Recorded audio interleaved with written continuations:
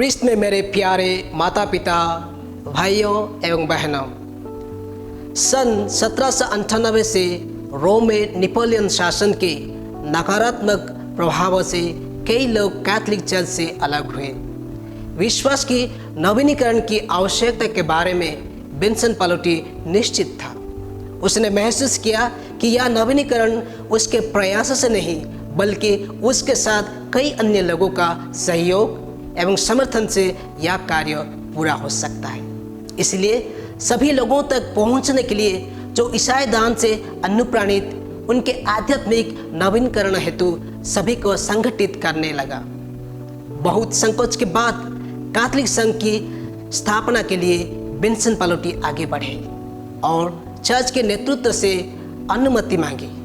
यह एक विश्वास यज्ञ मान्यता प्राप्त संघ के रूप में देखा गया और इसके विश्वास और दान को बढ़ावा देने के लिए चर्च द्वारा अनुमोदित किया गया।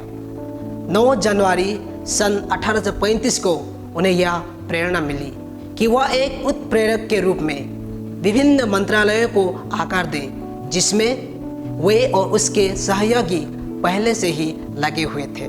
मई सन 1835 में उसने रोम में अनेक कैथोलिकों से मिलकर अपील की कि वह इस संघ की प्रकृति और उद्देश्य को स्पष्ट करें।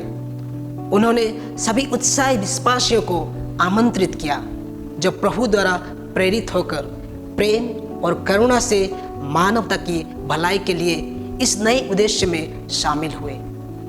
यह निश्चित रूप से एक साथ यात्रा करने, एक दूसरे को प्रेरित करने और एक साथ काम करने सभी को एकजुट करवाए और आह्वान किया कि वह समय की चुनौतियों का जवाब दे। उन्होंने रोम के लोगों से अपील की, अमीर और गरीब, शिक्षित और अनपढ़, पुरुष और महिला, युवा और बूढ़े, पुरोहित और सामान्य लोगों को एक साथ काम करने के लिए जैसे पहले ईसाई समुदाय ने पूरे लगानता के साथ काम किए थे। यह मिलन भक्ति एवं एक साथ यात्रा के प्रति उनकी प्रतिबद्धता मिशन जो कि विंसेंट पालोटी का एक नई जीवन चर्च का सपना था। संत पापा फ्रांसिस के नेतृत्व में आज कलीसिया एक बार फिर से चर्च के धर्मसभा आदर्श मिलन में भागीदारी और मिशन पर चर्चा कर रही है। आप चर्च को शिक्षण चर्च और सुनने वाली चर्च की पंक्तियों के बीच विभाजित नहीं किया जाना चाहिए। हमें पवित्र आत्मा के प्रति खुलापन तथा एक दूसरे की सुनने और सीखने के लिए तत्पर रहना चाहिए।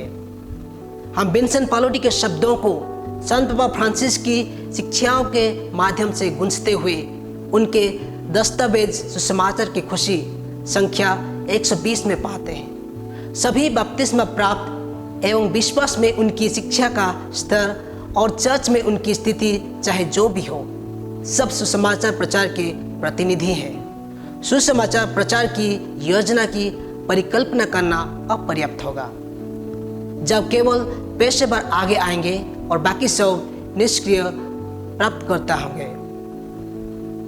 जोसेफ कार्ड बर्साल्डी कैथोलिक शिक्षा मंडली के प्रधान लिखते हैं, धर्म सभा यह जानने का प्रतीक है कि पवित्र आत्मा कैसे सभी उपहारों को कलीसिया में संवाद के माध्यम से वितरित करता है, जो उपहार और मंत्रालयों की विविधता को समाप्त नहीं करता है बल्कि सामंजस्य स्थापित करता है ताकि हम सभी प्रभु यीशु मसीह के प्रति विनम्रता में वृद्धि हो जो हमारे एकमात्र चरवाहा है।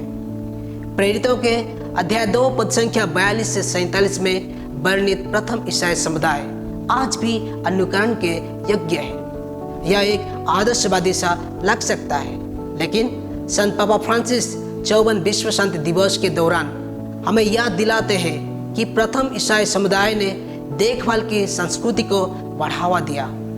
यह एक प्रकार मुकाबला करने का तरीका है जो उदासीनता, बर्बादी और टकराव की संस्कृति को हमारे समय में रोका जा सके।